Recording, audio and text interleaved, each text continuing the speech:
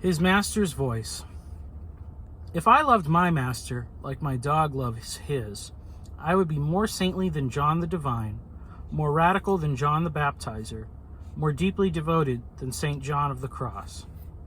My dog, Bear, is a golden retriever with a more than weird fear of storms, an uncanny sense of how to be especially gentle around children, epilepsy, and a coat that is wildly wavy and shines gold. His look of nobility about him, a goofy kind of nobility, and at 9+ years of age, he has still not grown into his feet, except his head, which is somewhat enormous. He weighs about 75 pounds and eats very little to maintain that weight. He loves to fetch, especially in water. He hates baths and loves to roll in, how should I say it, stuff that smells. He knows sit, down, stay, but he doesn't do tricks. I suspect that he is embarrassed for me that I try to show him off. But the devout part, aside from his obvious charm, that is the part I most envy. When a storm comes, Bear unashamedly dashes between my legs. If I lock them together, he attaches himself to whichever leg he is closest to.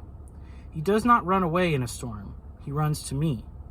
I don't know if this is about real safety or if it's about mere comfort, but I know that I would do better to crawl between my master's legs in those times of storm than to feign courage or break for another and doubtless inferior shelter. Of all the things I've had to teach Bear, coming to me was never one.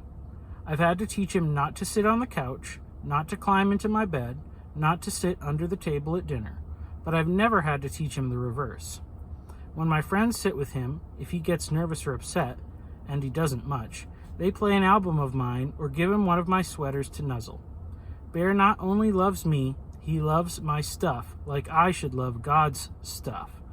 His church, the Bible, stars, sparrows, his voice, those things that carry his scent. Bear takes his medicine for his epilepsy well, too. I've never been good at taking medicine. Bear obviously doesn't like it, but he doesn't resist. He's only slightly uncooperative. And if I try to sneak it to him in his food, he spits it out. If I give it to him from my hand, he swallows it. I try to avoid medicine from God, even to the point of avoiding God. Bear comes up quietly and sits and opens his mouth for it. Of course, there is one time when Bear runs from me. It's when I practice the cello, and so who could blame him? I'd run from me too if I could. But Bear's master is not as good at playing cello as my master is. Bear's master squeaks and squawks away at his instrument like my master never will.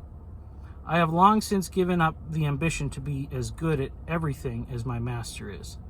I do hope that my master will not give up on making me as good at being mastered as is my dog.